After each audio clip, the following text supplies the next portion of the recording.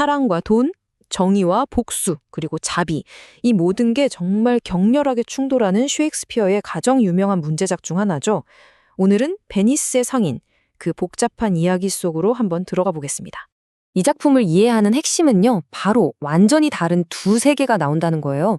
한쪽은 아주 차갑고 법과 계약이 모든 걸 지배하는 현실의 도시 베니스고요. 다른 한쪽은 사랑의 수수께끼가 운명을 결정하는 뭐랄까 동화 같은 공간 벨몬트입니다. 이 두 세계가 어떻게 부딪히고 또 얽히는지 그 긴장감을 따라가다 보면 이야기가 보이기 시작할 겁니다. 그래서 오늘 우리는 베니스의 그 위험한 계약에서부터 시작해서요, 벨몬트의 운명적인 시험, 그리고 마침내 법정에서 벌어지는 격렬한 충돌까지 쭉 따라가 볼 겁니다. 그리고 이 작품이 우리에게 던지는 아주 묵직한 질문들에 대해서도 생각해 볼 거예요. 자, 그럼 첫 번째 무대입니다. 돈과 증오가 소용돌이치는 도시, 바로 베니스죠. 모든 비극의 씨앗은 바로 여기서부터 시작돼요. 그러니까 친구인 바사니오가 사랑하는 여인에게 구원하려면 돈이 필요한데 상인인 안토니오가 마침 가진 돈이 다 배에 실려 바다에 나가 있는 거죠. 그래서 어쩔 수 없이 평소에 자기들이 경멸하고 모욕했던 유대인 고리 대금업자 샤일록에게 돈을 빌리러 갑니다. 그런데 샤일록 마음속에는 이미 그들에 대한 깊은 증오와 복수심이 들끓고 있었던 거죠. 그리고 샤일록은 이자를 요구하는 대신 정말 소름 끼치는 제안을 합니다. 만약 돈을 제때 갚지 못하면 안토니오의 심장에서 가장 가까운 살 1파운드를 떼어가겠다는 거죠. 이건 뭐 피해 대가를 요구한 거예요. 상상조차 할 수 없는 잔혹한 계약인데 안토니오는 친구를 위해서 그리고 에이 설마 내 배가 안 돌아오겠어? 하는 마음에 덜컥이 죽음의 계약서에 서명을 해버립니다. 자, 이제 피비린내 나는 계약의 도시 베니스는 잠시 떠나서요, 완전히 다른 세계로 한번 가보겠습니다. 그곳은 바로 사랑과 지혜가 시험대에 오르는 동화의 왕국 벨몬트입니다. 이곳에 사는 아름답고 지혜로운 여인 포샤. 근데 이 포샤는 아버지의 유언이라는 보이지 않는 쇠사슬에 묶여 있어요. 무슨 말이냐면 자기가 사랑하는 사람을 직접 선택할 수가 없고요. 오직 금, 은, 납, 세 개의 상자 중 진짜를 골라내는 남자와 무조건 결혼해야 하는 운명인 거죠. 금, 은, 납.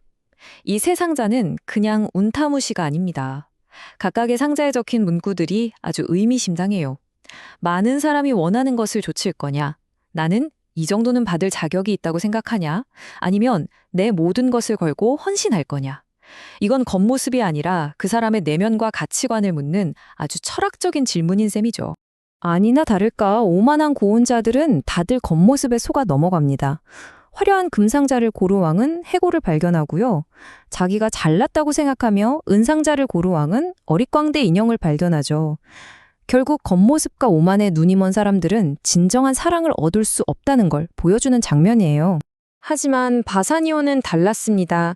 그는 모든 것을 걸어야 한다는 가장 보잘것없어 보이는 납상자의 문구에서 진정한 사랑의 의미를 읽어내고 마침내 포시아의 마음을 얻게 되죠. 그런데요, 바로 그 가장 행복한 순간에 베니스에서 끔찍한 소식이 날아듭니다. 안토니오의 모든 배가 난파됐다는 거예요. 이제 샤일록의 칼날이 안토니오의 심장을 향하게 된 겁니다.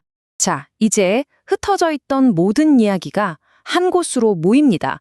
바로 베니스의 법정이죠. 이곳에서 벨몬트의 지혜와 베니스의 법이, 그리고 자비와 복수가 정면으로 충돌하게 됩니다. 법정의 분위기는 정말 얼음장처럼 차가워요. 샤일록은 오직 계약서에 쓰인 대로 법에 따른 정의만을 외칩니다. 반면에 다른 사람들은 제발 법을 넘어서 인간적인 자비를 베풀어 달라고 호소하죠.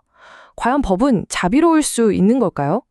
이 질문이 법정 전체를 짓누릅니다. 모두가 절망에 빠져 있을 바로 그 순간, 정말 누구도 예상치 못한 구원자가 나타납니다.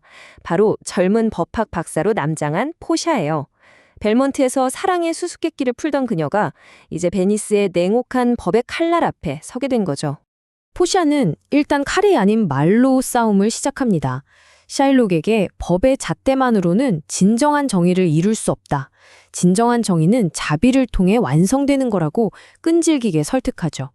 바로 이 대사가 베니스의 상인 전체를 관통하는 핵심 메시지라고 할 수 있습니다.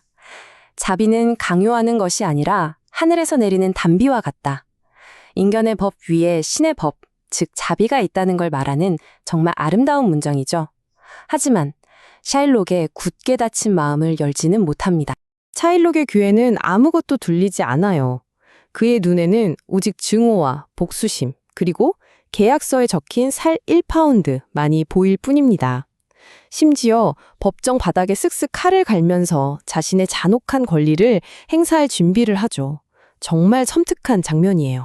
바로 그 순간 포샤는 샤일록이 그토록 믿었던 바로 그 법을 무기로 그의 심장을 겨눕니다. 좋다. 살 1파운드를 가져가라. 하지만 계약서에는 피에 대한 언급은 없으니 기독교인의 피를 단 한 방울도 흘려서는 안 된다. 이 한마디에 모든 게 뒤집힙니다.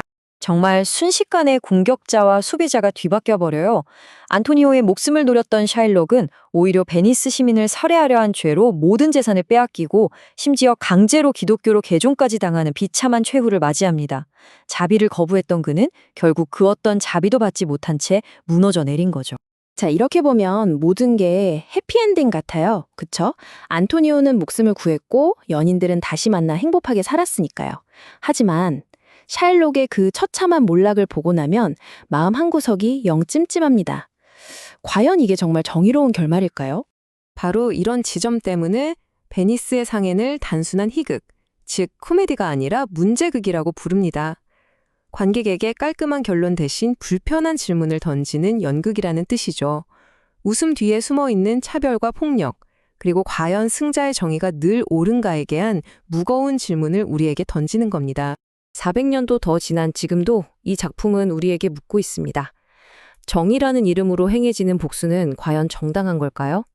그리고 승자가 패자에게 강요하는 자비는 진짜 자비라고 할 수 있을까요? 샤일록은 그저 악당일까요? 아니면 시대의 희생양일까요?